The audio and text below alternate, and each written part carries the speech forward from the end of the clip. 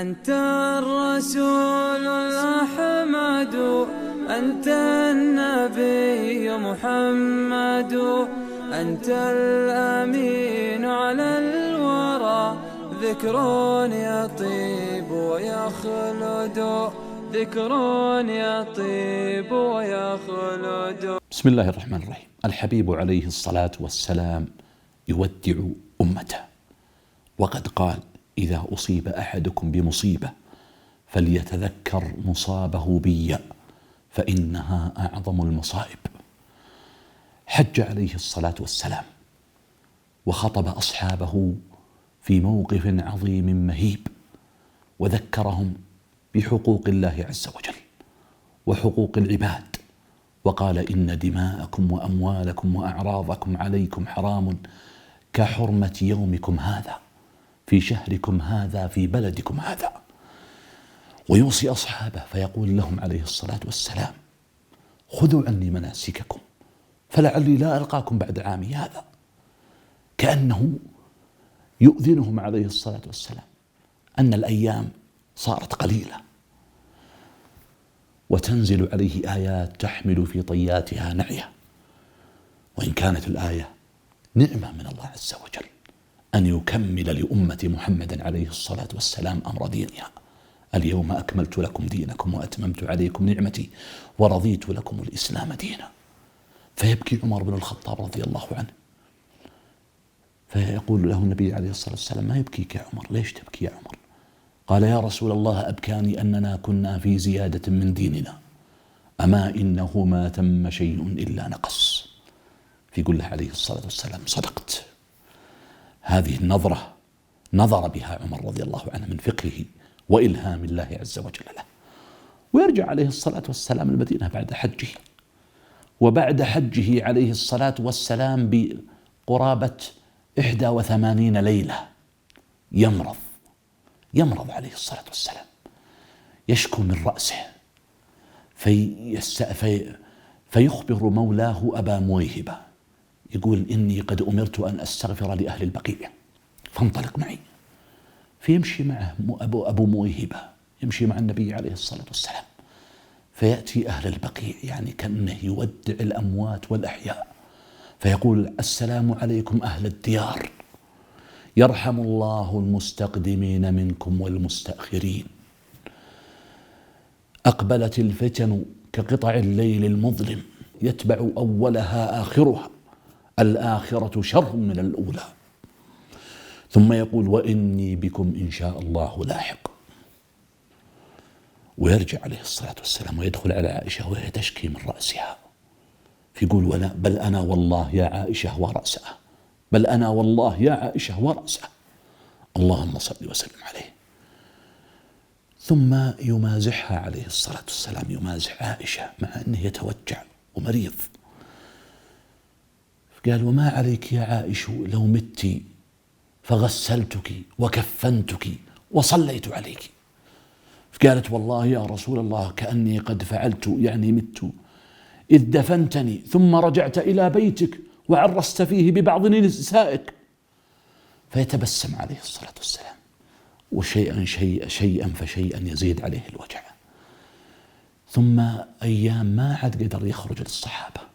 يوم من الأيام، في الأيام القليلة اللي مرضها عليه الصلاة والسلام، يصعد على المنبر فيقول: أيها الناس، إن عبدا خيره الله بين الدنيا ومفاتيح خزائنها والخلد فيها والجنة، وبين لقائه والجنة، فاختار لقاء الله. فيبكي أبو بكر، هناك يبكي عمر على صعيد عرفات، في المدينة يبكي أبو بكر رضي الله عنه، يقول: فديناك بآبائنا وأمهاتنا يا رسول الله. فيعجب الناس: ليش أبو بكر يبكي؟ ما الذي يبكي هذا الشيخ؟ ولم يعلموا أن أبا بكر هو الذي فهم أن الرسول عليه الصلاة والسلام يعني نفسه، أن الله خيره بين الدنيا وبين لقائه والجنة، فاختار لقاء الله والجنة. فيقول عليه الصلاة والسلام: على رسلك يا أبا بكر.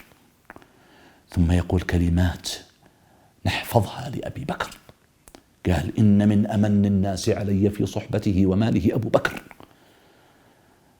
وما نفعني مال قط، ما نفعني مال أبي بكر، ولو كنت متخذا خليلا غير ربي لاتخذت أبا بكر خليلا، ولكن أخوة الإسلام ومودته لا يبقين باب في المسجد إلا سد إلا باب أبي بكر. الله أكبر. ثم يعني يقول عليه الصلاة والسلام يستبرئ نفوس أصحابه، يعتذر منهم، يقول من ضربت له جسدا فهذا جسدي فليقتص منه، من أخذت له مالا فهذا مالي فليأخذ منه. يبكون الصحابة رضي الله عنهم. ثم ينزل، ما حد طلع على المنبر، لم يصعد على المنبر بعدها عليه الصلاة والسلام، حتى كان في يوم من أواخر أيامه اشتد عليه الوجع، فيجعل يديه في ركوة ماء ويمسح بهما وجهه ويقول أصلى الناس؟ قالوا لا، باقي ينتظرونك يا رسول الله. فقال عليه الصلاة والسلام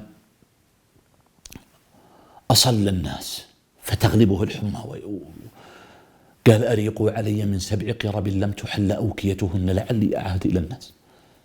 يريد أن يخرج يصلي بأصحابه صلى الله عليه وسلم، لم يستطع. قال مروا أبا بكر فليصلي بالناس. تقول عائشة فخشيت أن يثقل والدي على الناس بعد الرسول. قالت له عائشة يا رسول الله إن أبا بكر رجل أسيف ما يكاد يسمع صوته من بكائه.